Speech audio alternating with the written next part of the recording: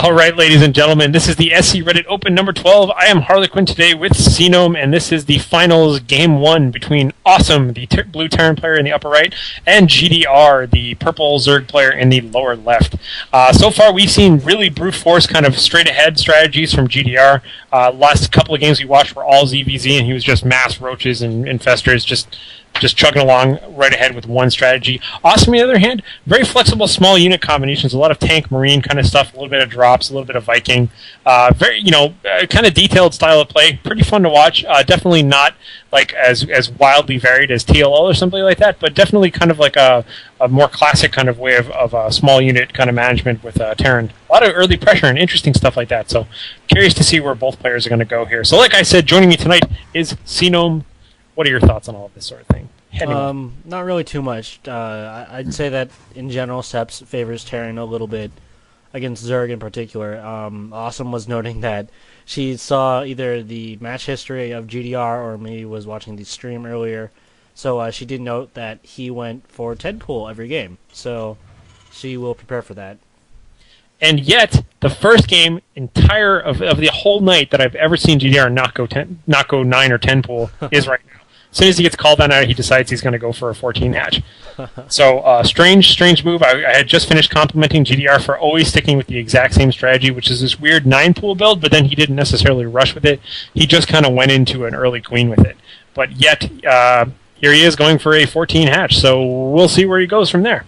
Yeah, so this means that we have absolutely no idea how he's going to transition into this, because I believe after the 10 pool, in every game he went roaches, or roaches supported with banelings.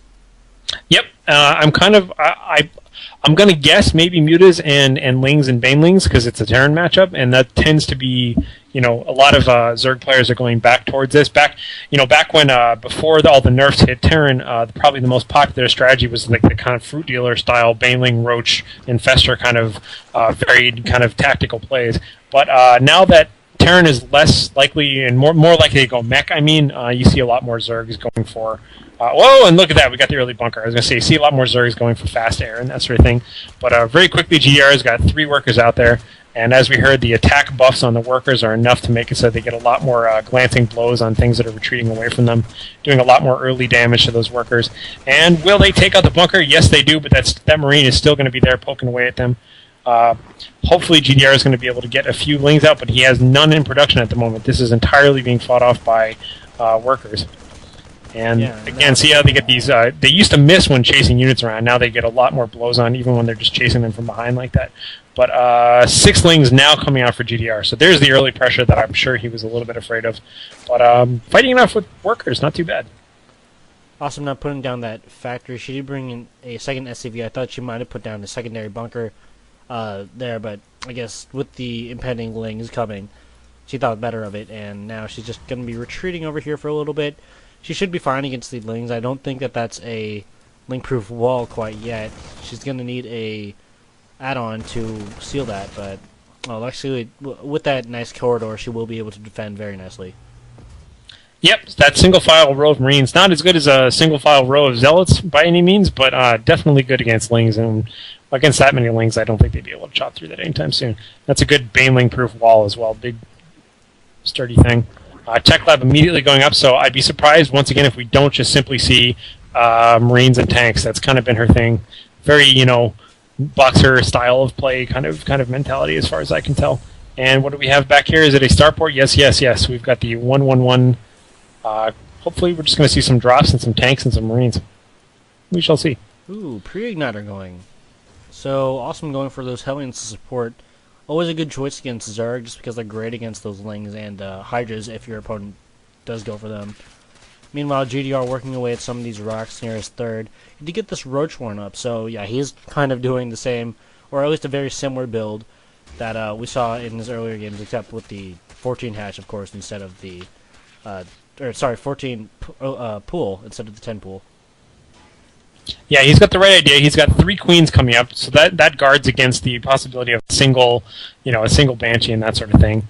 Likely that he'd be ready for that, although we'll see. Yep, we just see Viking and Dropship coming. So looks like Awesome's getting ready for a Hellion drop with a single harassing Viking. The 2 in pair are a lot of fun. and another barracks going up. So just more Marines and tanks. More Marines and more Hellions with the Infernal Pre-Igniter research. About about 3/4 of the way done. Who knows? We do have a medevac now on the way here for Awesome, so she will be going for that drop. And I would like to see these Vikings being a little bit more active, just hunting around for those overlords. But Awesome not doing that quite yet. Yeah, you can almost be assured on this map that you're going to have an overlord to your left and an overlord to your right or south of you, no matter what. So, yeah, I think that's been a complaint I've had about her is twice now, is where she has the first Viking come out and then it just kind of sits there for a while. But now, hopefully, it'll go out and start hunting around and doing some harassment. Yeah, it looks like it will. Oh, actually, yeah, there we go. See that overlord, and she will be able to pick that one off. A drop now coming in, 3 Hellions, and they do have the pre-igniter upgrade. So they will be able to do a lot of damage over here. GdR smartly planting a spine crawler near his back at his natural, but ooh, actually he has one as his main too, so he's going to be very nicely prepared for this. Yeah, that's really hard. With double queens and a single spine crawler back there and the roaches, that's not a very droppable spot. Nor is his main. He's very ready for this. He's seen this one coming. This is similar to how, Zerg players hope that they'll be able to run back behind the Terran player's base with a bunch of mutas and do all this damage, and no, every Terran player just does the appropriate thing, which is put up a few missile turrets, and that's the end of it. So, same sort of defense style here, just going to totally shut down that attack strategy. Hopefully these queens will disperse. Good spreading of creep, by the way. I do like seeing the main connected, and creep tumors going all the way up the front like that. Yeah, definitely. We have a Spire now going up here from GdR, so we should be seeing mutas coming up fairly soon. And Awesome. She's shown that she really likes her Marines pretty much in every game, I believe, that we've seen of her today.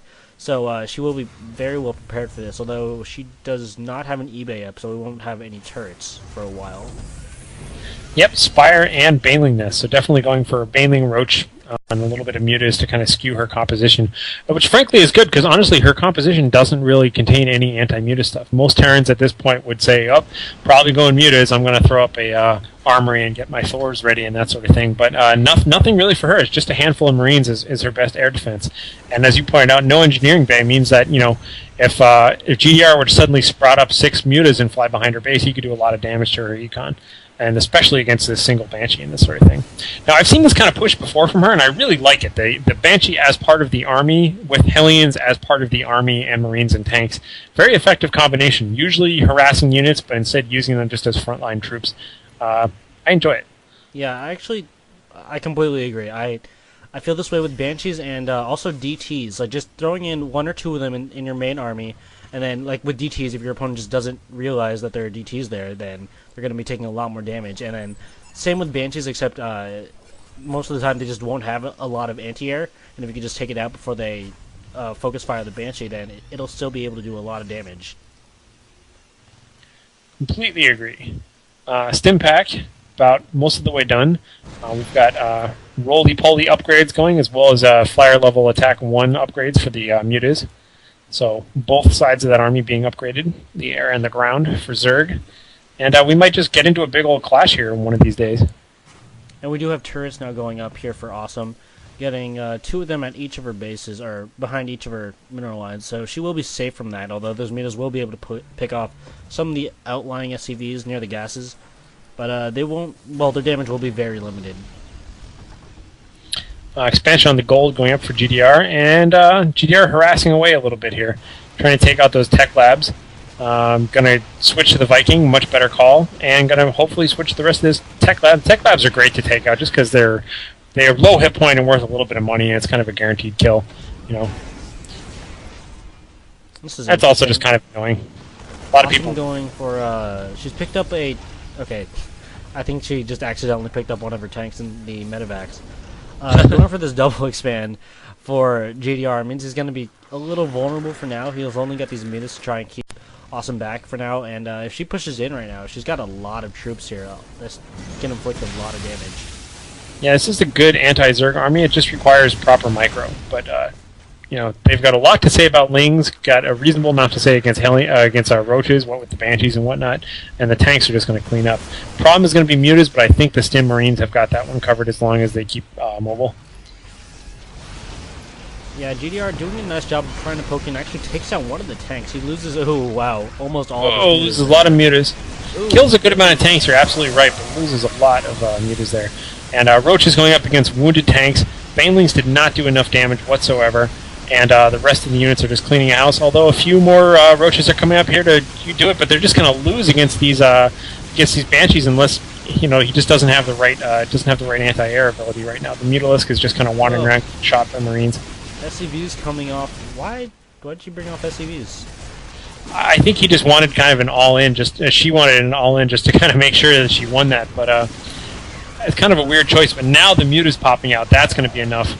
This is really the kind of counterattack that GdR wanted. You need to be able to punish those Banshees for being out there. And is that a G? G? I don't know. It's a single capital G. But there you go.